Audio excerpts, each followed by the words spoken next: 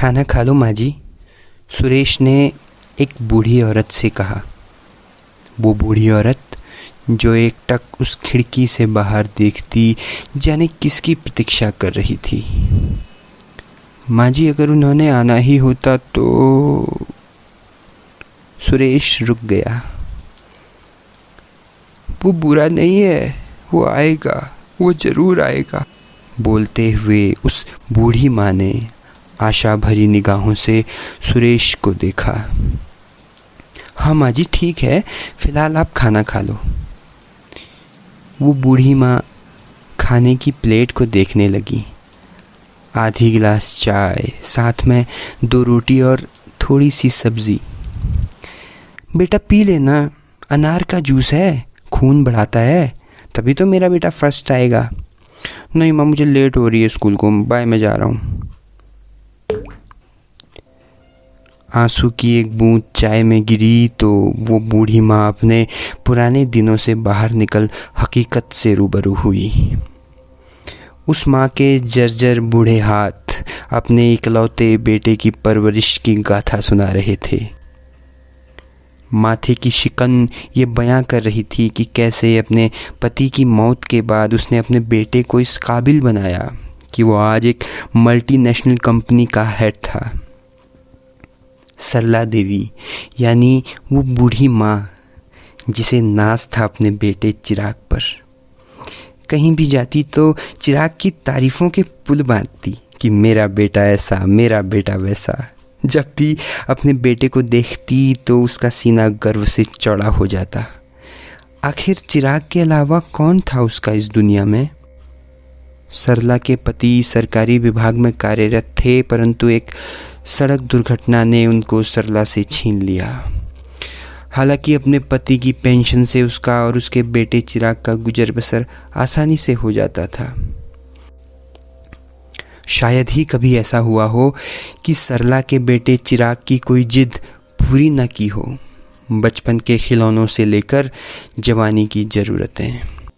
और चिराग भी बहुत खुश था अपनी माँ से, भला क्यों ना हो, क्या कमी थी उसके पास। खैर, समय बीतता गया।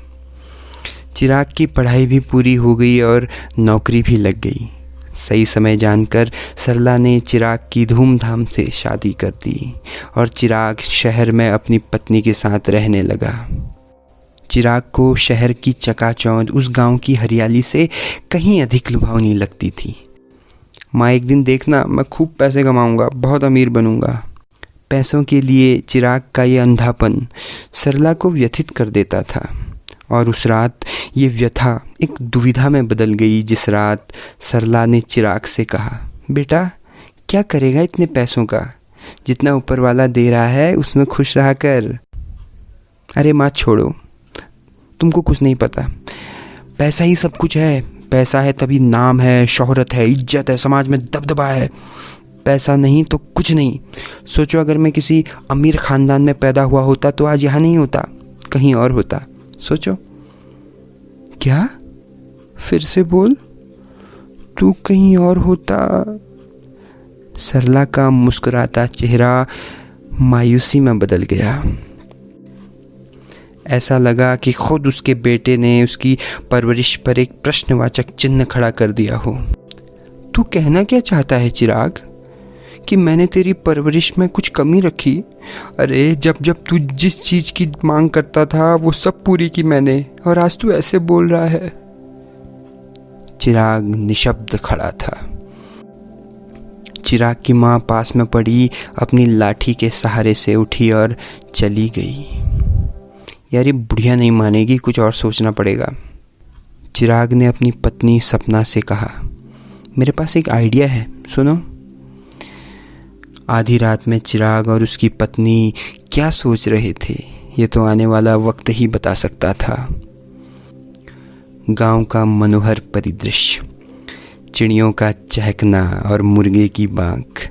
सूर्यदेव भी अपनी लालिमा बिखेर चुके थे। चिराग उठा और अपनी माँ के पास गया। माँ की गोद में अपना सिर रखकर बोला, माँ कल रात के लिए मुझे माफ़ कर दो, मेरा वो मतलब नहीं था। मैं ये कहना चाहता था कि आपने मेरे लिए बहुत कुछ किया है और अब मेरी बारी है। मैं आपकी सेवा करके खूब पुण्य कमाना चाहता हूँ माँ, लेकिन परेशानी यह है कि मैं अपनी इतनी अच्छी नौकरी छोड़ गांव नहीं आ सकता और न ही सपना से उसकी नौकरी छोड़ने को कह सकता हूँ। लेकिन आप तो गांव छोड़ के शहर आ सकते हो ना माँ, आपको वहाँ किसी भी चीज़ की कमी नहीं होगी। हम अपना ये घर बेचकर शहर में एक हवेली बनाएंगे, और वैसे भी मैं आपको यहाँ अकेले नहीं छोड़ सकता। आप बीमार भी रहती हो, बोलो ना माँ। चिराग की माँ सरला बड़े असमंजस में आ गई। एक ओर जहाँ उसका पुश्तैनी घर था, वहीं दूसरी ओर उसके बेटे का मकान। सरला ने सोचा, आखिर चिराग के सिवा है ही कौन उसका इस दुनिया में। आखिरकार वो चिराग के साथ शहर जाने को राजी हो गई। चिराग भी बहुत खुश था, जैसा वो चाहता था ठीक वैसा ही हो रहा था। कुछ ही दिनों में चिराग ने मकान के पेपर्स बना लिए, माँ का अंगूठा लगाकर सब कुछ बेच दिया और शहर जाने की तैयारी करने लगा। सरला भी बहुत खुश थी, और क्यों ना हो, आखिरकार वो अपने बेटे बहू के साथ शहर यानी अपने नए घर जा रही थी। सरला की चमकती बूढ़ी आंखें उसे धीरे धीरे शहर की ओर आकर्षित कर रही थी।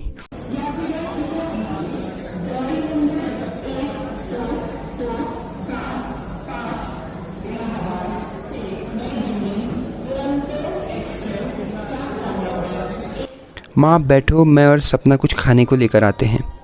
अपने लिए पानी भी ले आना, तुझे प्यास लगती है ना रास्ते में बहुत, सरला ने चिराग से कहा। रेलवे स्टेशन में बैठी सरला मन ही मन अपने अनगिनत ख्वाब संजो रही थी कि कैसे वो शहर में अपने बेटे के साथ रहेगी। कुछ समय बाद वो दादी भी बनेगी, नन्ही किलकारियों से घर गूंज उठेगा, और भी बहुत कुछ। काफ़ी देर हो गई, कहीं चिराग रास्ता तो नहीं भटक गया, सरला ने मन ही मन चिंता व्यक्त की। माँ जी, आप यहाँ कब से बैठी हैं, कहाँ जाना है आपको? पास में खड़े एक रेलवे कर्मचारी ने सरला से पूछा। वो मेरा बेटा और बहू आने वाले हैं, मैं उनके साथ दिल्ली शहर जा रही हूँ, सरला ने बड़े फ़ख्र से कहा। लेकिन माँ जी, दिल्ली की तो सारी ट्रेनें निकल चुकी हैं। अच्छा, तो फिर मेरे बेटे को आने दो, उसे पता होगा। सरला की आवाज़ धीमी हो गई। उसके माथे पर आई हुई शिकन उससे कुछ कहना चाहती थी, लेकिन बेटे के लिए उसके प्यार ने उसे बहरा बना दिया था।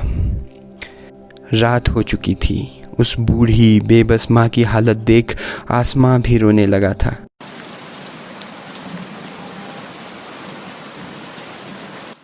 माँ जी, बारिश हो रही है, आप अंदर आ जाइए।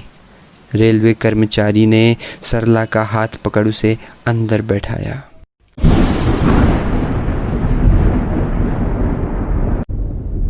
खाना खा लो माँ जी, रेलवे कर्मचारी सुरेश ने उस बूढ़ी औरत से कहा। वो बूढ़ी औरत जो एकटक उस खिड़की से बाहर देखती जाने किसकी प्रतीक्षा कर रही थी। माँ जी, अगर उन्होंने आना ही होता तो। सुरेश रुक गया। वो बुरा नहीं है, वो आएगा, वो जरूर आएगा।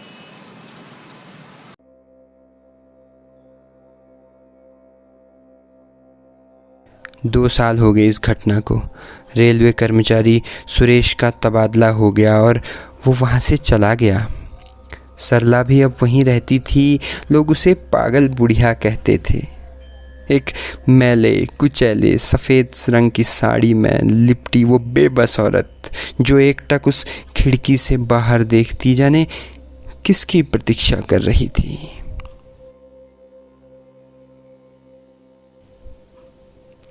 क्या लगता है आपको, क्या सरला ने चिराग की परवरिश सही ढंग से नहीं की होगी जो वो उसे उस हाल में छोड़कर चला गया?